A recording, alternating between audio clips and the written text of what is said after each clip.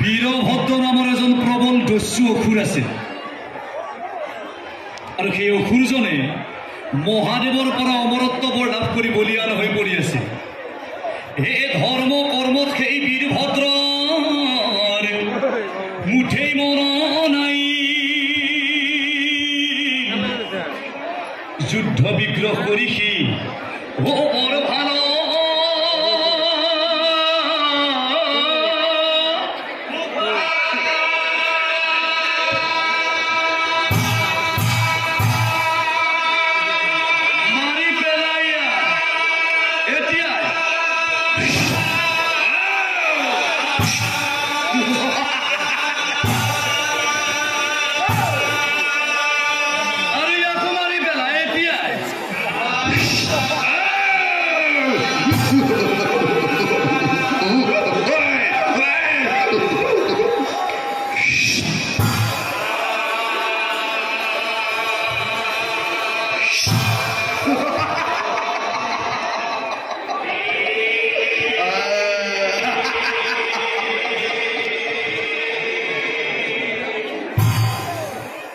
ইমান প্ৰবল পৰাক্ৰমী প্ৰবল প্ৰতাপী আছিল সেই বীৰভদ্ৰ অসুৰ।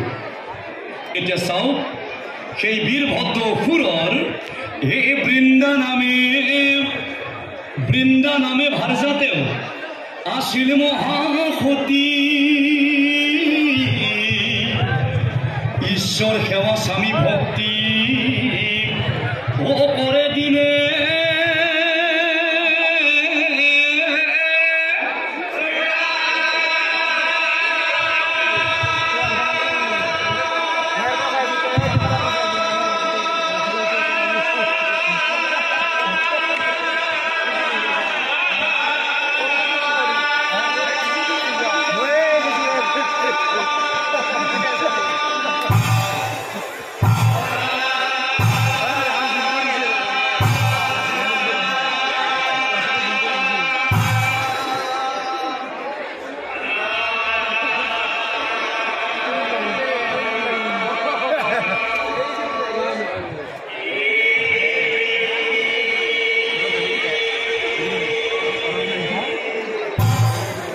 একজন দস্যু অসুৰ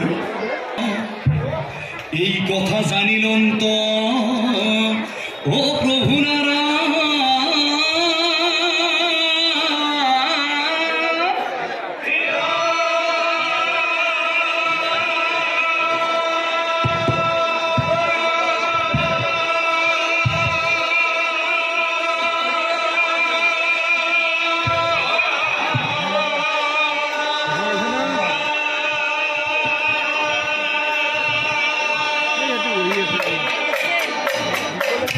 অসুৰৰ পুত্ৰী হৈ বৃন্দা যে মহাসতী এই কথাটো বৈকুণ্ঠত থাকি নাৰায়ণে গম পাই গ'ল। লগতে দেৱগণেও গম পালে যে বৃন্দা মহাসতী অসুৰৰ পত্নী হৈ।